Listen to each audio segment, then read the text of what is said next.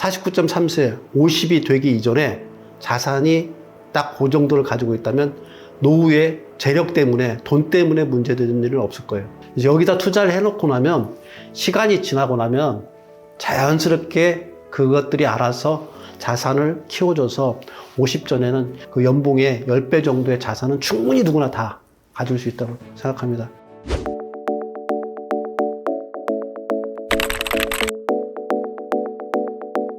안녕하세요, 정순영입니다. 저는 2020년도에 퇴직을 했고요. 벌써 퇴직 5년차를 지금 지내고 있습니다. 그래서 퇴직 생활과 직장 생활의 차이점들, 이런 부분들이 너무 극명하게 좀 드러나서 직장 생활과 퇴직 이후의 생활을 어떻게 다르게 흘러가고 있는가, 이 부분에 대한 얘기들을 좀 해드리고 싶어서, 그래서 허심탄회하게 얘기할 수 있는 기회를 갖도록 하겠습니다.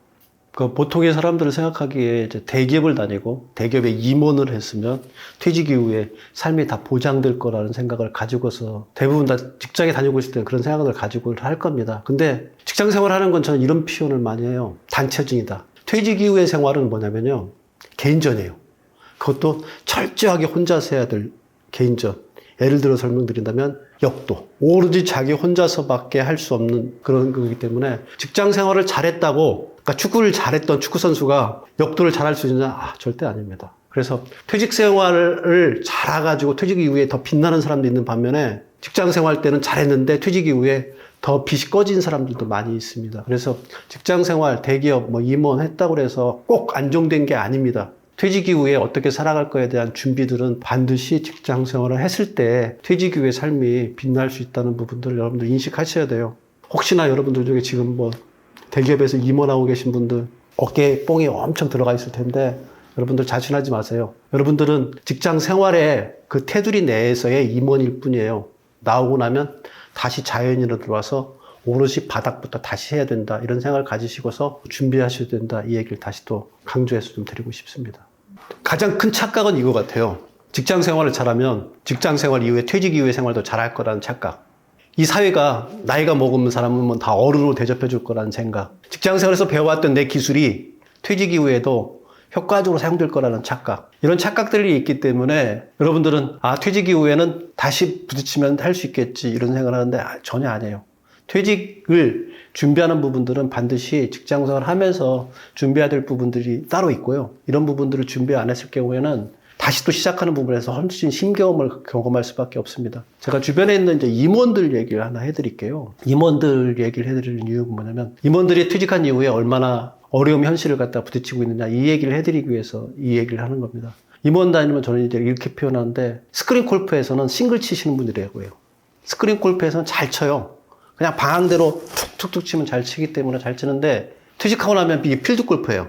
그러니까 스크린에서 싱글을 쳤던 임원들도 필드 골프에서는 백돌이 되는 경우가 숱해요. 그래서 여러분들이 가지고 있는 기술들이 직장 생활하면서 봐줬던 모든 것들이 한꺼번에 엄격하게 자기 기준에 맞춰가지고 새롭게 해야 된다는 걸 갖다 인식한다고 그러면, 직장 생활과 퇴직 생활의 그 차이점에 대해서는 분명하게 인식할 거라고 생각을 합니다.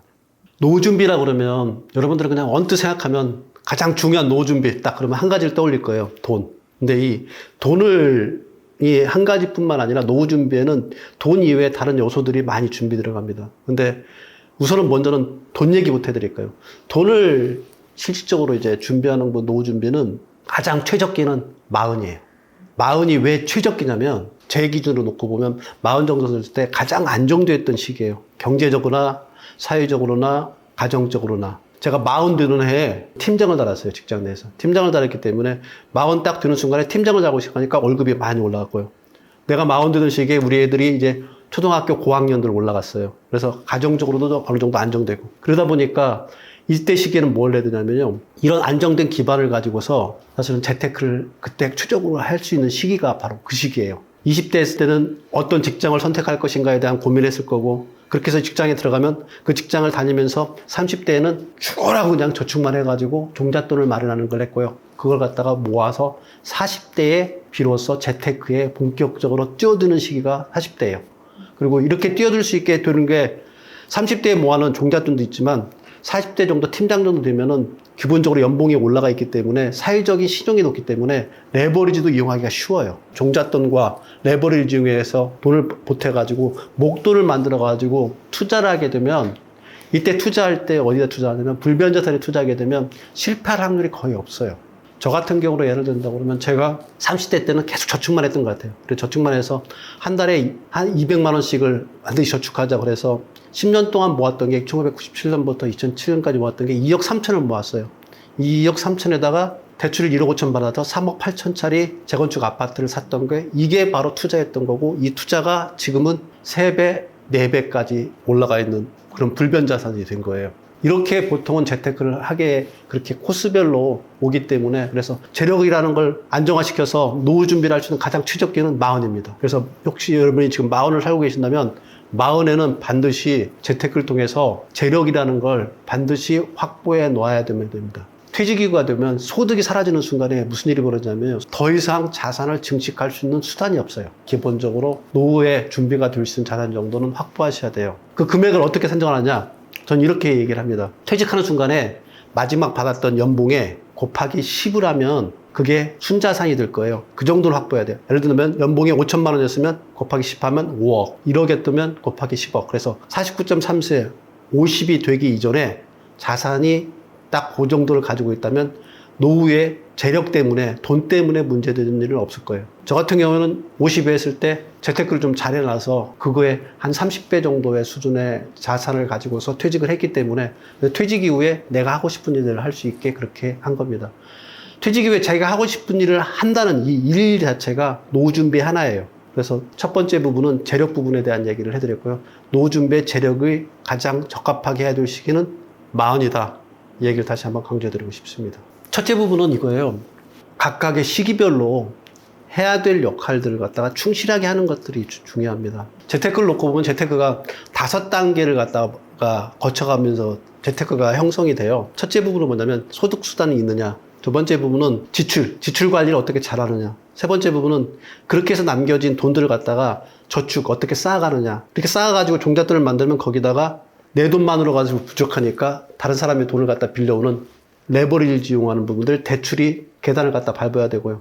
이렇게 해서 목돈을 마련되는 걸 갖다가 투자의 계단, 이렇게 5계단을 갖다가 충실하게 이행한다 그러면 월급이 얼마나 많으냐, 적느냐, 이런 부분들은 크게 문제가 안 돼요. 그러니까 많은 사람들은 내 월급이 얼마인데, 뭐 내가 중소기업에 다녔고, 그래서 월급이 얼마인데, 이런데, 이런 것들은 중요한 게 아니에요. 고정소득이기만 하다 그러면 월급이 작고 크고는 중요하지도 않아요. 이렇게 해서 소득부터 지출관리, 저축, 대출, 투자의 단계를 갖다가 20대 후반에 대부분 다 25, 27에 직장 생활을 하잖아요. 그때부터 50까지 25년, 23년만 하게 되면 충분히 자기 연봉의 10배 정도를 가지고서 퇴직할 수 있고 그렇게 할 수 있는 부분들은 다 누구나 가능하다고 생각합니다. 그래서 여기서 중요한 포인트 인식하는 거예요.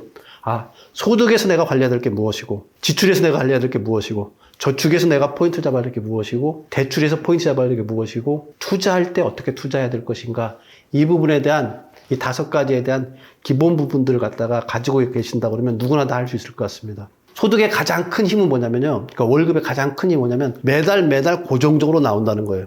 이게 얼마나 무서운 힘인지 돈 중에 가장 힘이 센 걸 갖다 목돈이라고 하고요. 두 번째 힘이 센 게 뭐냐면 고정적으로 들어오는 돈들이에요. 이 힘들을 갖다가 인식하고서 소득을 바라본다고 그러면 여러분들은 기본적인 돈의 계단을 갖다 밟고 나가는 첫 번째 부분은 가능한 거예요. 두 번째 계단은 뭐냐면 지출 부분이에요. 지출 부분에는 철저하게 여러분들은 분리하셔야 돼요.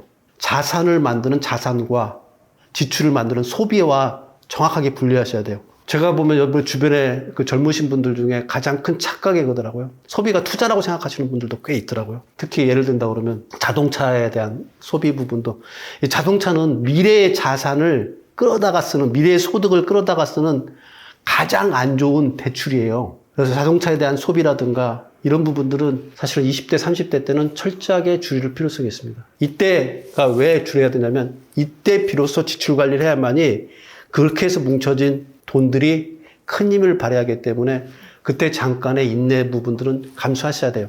그리고 제가 20대, 30대를 지나고 나서 보니까 그때 돈 없는 거는 그렇게 저한테 부끄러운 게 아니더라고요. 근데 지금 50 넘어가지고 제 주변을 이렇게 바라보니까 돈 없는 거 엄청 부끄러워요. 그 젊음 가지고 있다는 20대, 30대 뭔가를 해보겠다는 열정 하나 가지고 있는 것만 아름답기 때문에 철저하게 자기 자신을 명품으로 만들겠다는 생각으로 조금은 욕망을 뒤로 유보할 수 있는 부분들이 필요하다고 생각합니다. 이게 지출 부분이에요.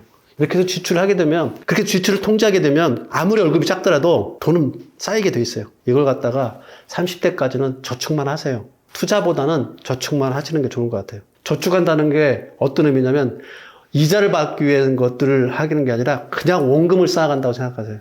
그렇게만 쌓아가더라도 충분히 40 이전까지는 기본적으로 종잣돈을 마련할 수 있어요. 이 종잣돈이 마련되고 나면 그때부터 투자를 하는 거예요. 그때 투자할 때 어떻게 투자를 하냐면 불변자산에 투자하는 거예요. 인류 역사상 불변자산은 딱 두 가지밖에 없어요. 땅하고 금이에요. 땅하고 금한된 파생 상품들이 지금 우리가 보고 있는, 그러니까 돈에 관련된, 금에 관련된 건 돈과 금을 연결돼 가지고 금융 상품들이 나와 있고요. 땅에 관련된 건 부동산 관련된 상품들이 지금 나와 있는 거예요. 여기에 투자를 하는 거예요. 이거에 가까우면 가까울수록 훨씬 힘이 강합니다. 저는 이제 금융자산보다는 부동산 자산. 왜 부동산 자산을 했냐면, 금융자산은 투자에 대한 여러 가지 요소들을 갖다 감안할 것들이 많았는데, 부동산 자산은 의외로 실질적으로 경제 공부나 이런 부분들이 부족하더라도 자기가 하고 있는 생활을 그대로 유지해가며 살 수 있기 때문에 저는 부동산 쪽으로 했어요. 땅에 근거로 관련된. 여기다 투자를 해놓고 나면, 시간이 지나고 나면 자연스럽게 그것들이 알아서 자산을 키워줘서 50전에는 그 연봉의 10배 정도의 자산은 충분히 누구나 다 가질 수 있다고 생각합니다.